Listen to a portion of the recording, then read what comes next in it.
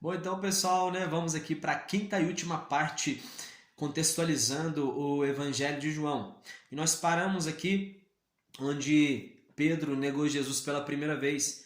E logo em seguida, o texto bíblico, né, já vai falar de Jesus indo até a casa do sacerdote ali, Anás. Havia os dois sacerdotes ali na época de Jesus, que era Anás e Caifás.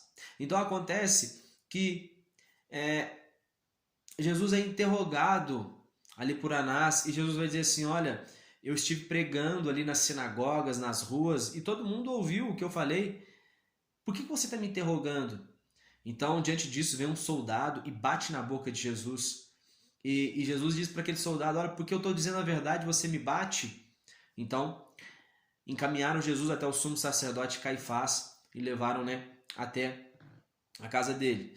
E aí o texto bíblico já pula agora para Pedro, né? E Pedro se aquecendo ali sobre uma fogueira, vem aquela mesma criada que identificou ele da primeira vez e pergunta: Olha, tu te parece com um deles? E Pedro nega então pela segunda vez que não estava com Jesus. E agora havia um homem que ele vê Pedro e disse assim: Olha, eu não te vi você lá no Olival, porque aqueles soldados que estavam com pedaços de paus, que eles foram prender a Jesus juntamente com Judas, eles eram soldados dos sumos sacerdotes. Então ele disse assim: Olha, eu não te vi lá com eles. E Pedro vai negar pela terceira vez. E aí o galo vai e canta.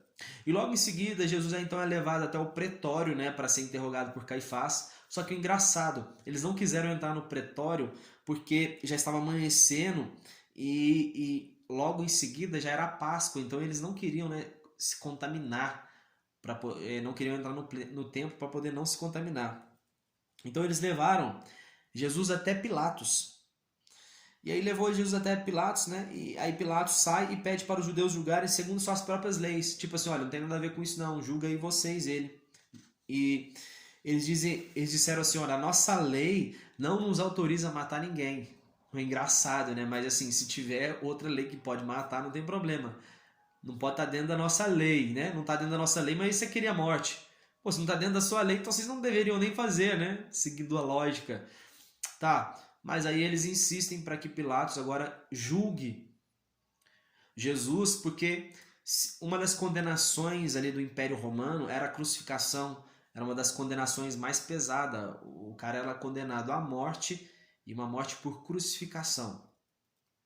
Pilatos entrou no pretório e interrogou Jesus. E aí Jesus vai dizer assim: Olha, meu reino não é daqui. Todos que pertencem à verdade ouvem a minha voz. E aí, diante de todas aquelas conversas que eles tiveram ali, né? Quando Jesus diz assim que todos que é da verdade ouvem a sua voz, Pilatos pergunta assim: Olha, o que é a verdade? E aí Jesus fica em silêncio. Pilatos ele sai e diz não ter encontrado falta nenhuma naquele homem.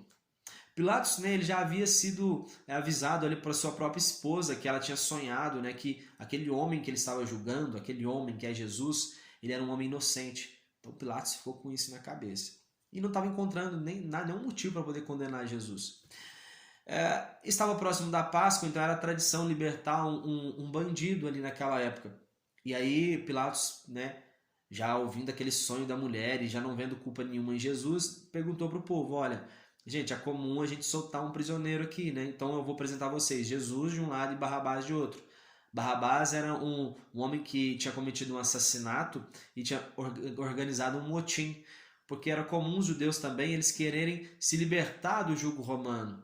Então alguns judeus não queriam não queriam pagar imposto ali para os romanos.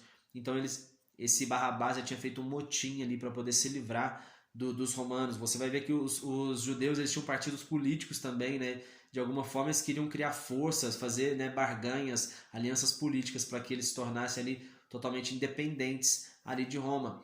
Então Barrabás era esse homem que fez um motim e matou uma pessoa. E aí o povo escolheu Barrabás para ser liberto e Jesus para a crucificação. Jesus então foi flagelado, colocaram uma coroa de espinhos nele, vestiram uma capa de púrpura. E Pilatos, mais uma vez, depois de flagelar Jesus, chicoteá-lo, né, ele diz: Olha, não encontrei nenhum motivo para poder levá-lo à morte. Então, diante da multidão pedindo para que crucificassem Jesus, Pilatos diz assim: Olha, então tá bom, então leva ele para ser crucificado. Então, mais uma vez eles reforçam que eles têm uma lei, os judeus reforçam que tem uma lei, e conforme a lei deles, eles não, Jesus devia morrer por blasfêmia, por se declarar filho de Deus. Olha por que Jesus estava morrendo, porque ele se declarou filho de Deus. Pilatos teme ainda mais com essa declaração, e aí ele começa a questionar Jesus: olha, mas o que estão dizendo de você é isso mesmo? E aí Jesus fica em silêncio, e Pilatos ficava admirado, porque dizia assim: Jesus, eu tenho... Você sabia que eu tenho o poder de te soltar e o poder de te condenar também? E Jesus vai dizer assim: olha, Pilatos, mas nenhum poder você teria sobre mim se do alto não fosse dado. Você acha que se eu não rogasse ao meu Pai, ele não mandaria mais de 12 legiões de anjos para poder aqui me salvar? Cara, você está enganado. Então, os judeus começaram... Os Pilatos já queria soltar Jesus de tudo quanto é jeito, né? Só que os judeus disseram assim: olha, se você deixar, Pilatos, Jesus em liberdade, você se fará inimigo de César. Então, por querer manter essa posição, Pilatos disse assim: rapaz, eu vou me fazer inimigo de César mesmo. Então, assim, deixa eu fazer o que o povo quer. Então, Pilatos não fez a vontade que estava dentro do coração dele. Ele não julgou segundo aquilo que ele acreditava, mas ele julgou segundo as intenções que ele tinha de permanecer no poder. E aí, com isso, ele manda crucificar Jesus.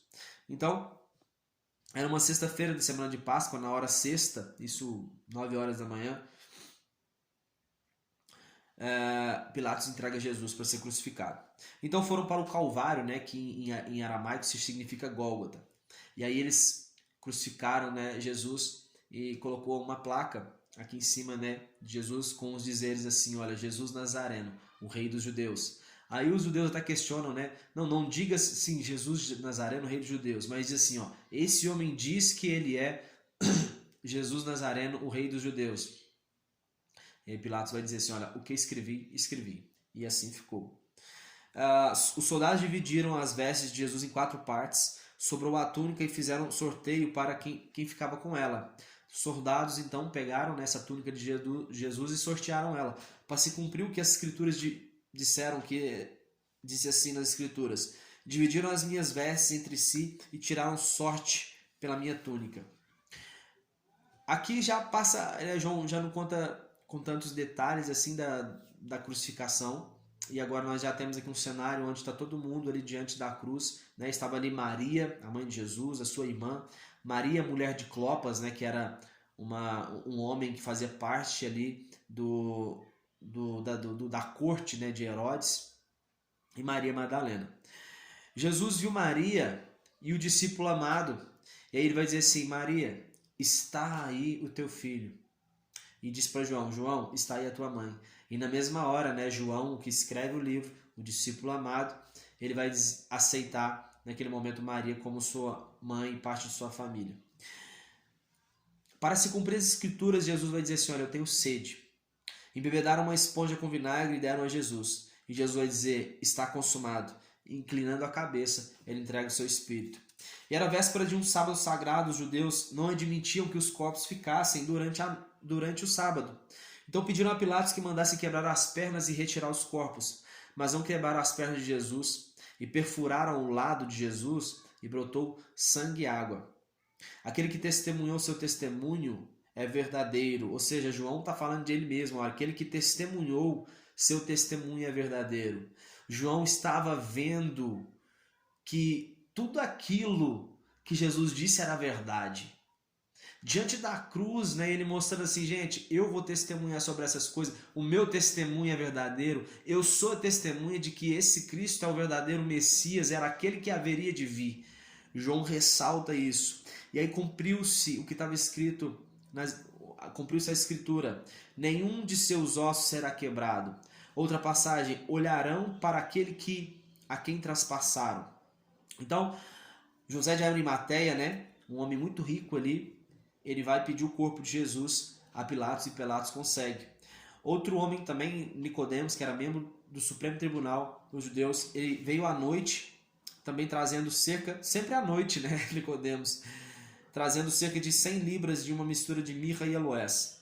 Havia no jardim um sepulcro novo e sepultaram Jesus ali.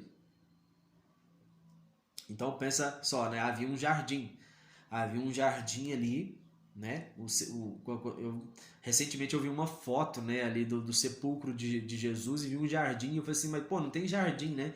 Mas quando você olha aqui para o Evangelho de João, você vai ver que relata bem claro: havia um jardim e um sepulcro novo e o sepultaram ali, certo?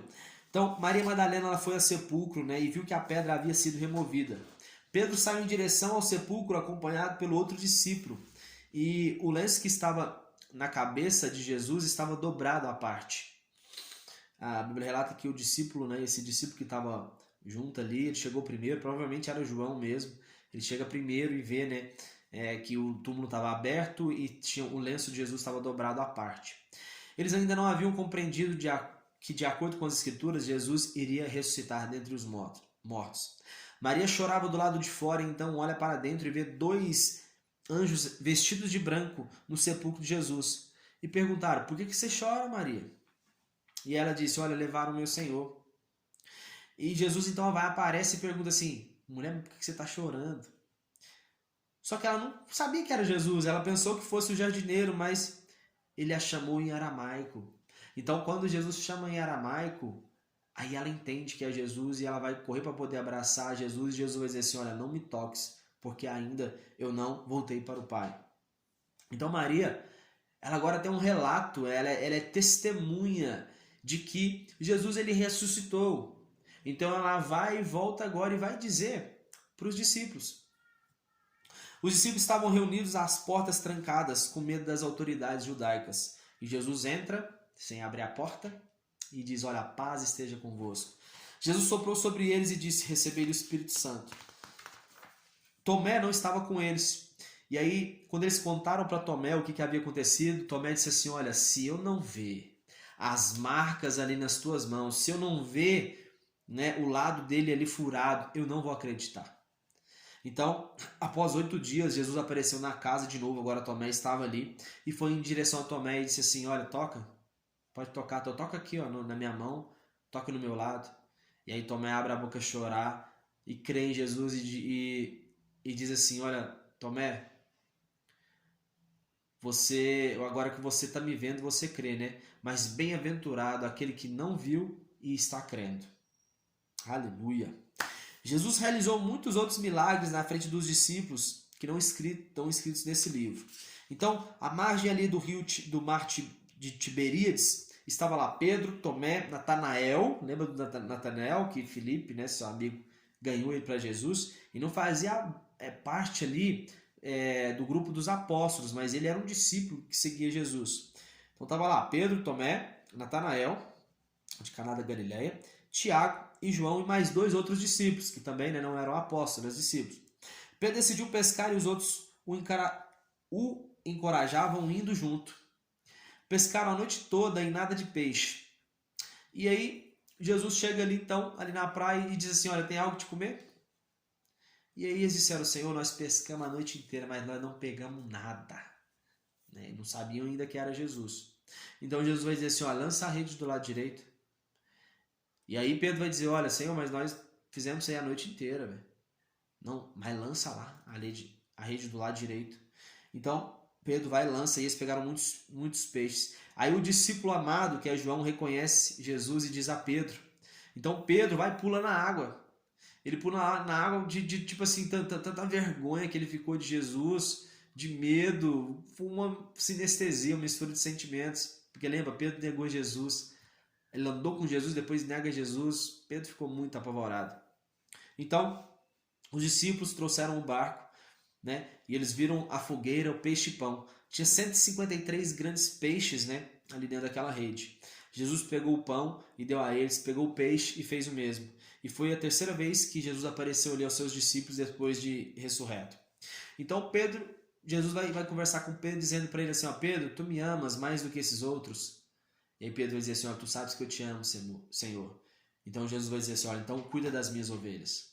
Depois, de novo, Jesus pergunta: Pedro, tu me ama mais do que esses outros, Pedro?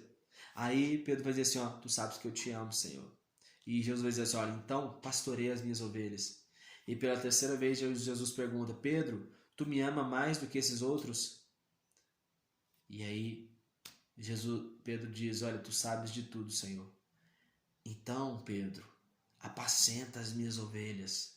Jesus, amando Pedro, cura ele daquela culpa e continua acreditando que ele é o líder para suas ovelhas. Jesus vai começar a conversar com Pedro, falar sobre o tipo de morte que ele deveria, né, morrer. E aí acrescentou assim: Pedro, agora vem e me segue. E aí, no meio do caminho, acontece que Pedro vai perguntar assim: mas e esse aí, João? O que ele vai ficar fazendo? Aí Jesus vai dizer assim: olha, se eu desejar que ele fique vivo até que eu volte, o que te importa? Entretanto, quanto a ti, Pedro, me segue. Jesus não disse que João não iria morrer, mas disse assim: olha, se eu não quiser que ele morra, o que você tem a ver com isso? Jesus ele realizou ainda muitas... Opa, deu um probleminha aqui. Jesus realizou ainda muitas outras maravilhas. Se todas elas fossem escritas uma por uma, acredito que nem mesmo o mundo inteiro seria capaz de conter os livros que se escreveriam. E assim nós encerramos o Evangelho, o contexto bíblico aqui do Evangelho de João, esse belíssimo livro de um homem apaixonado por Jesus, alguém que se sentia muito amado por ele. E assim nós terminamos. Que Deus abençoe cada um de vocês. Tamo junto.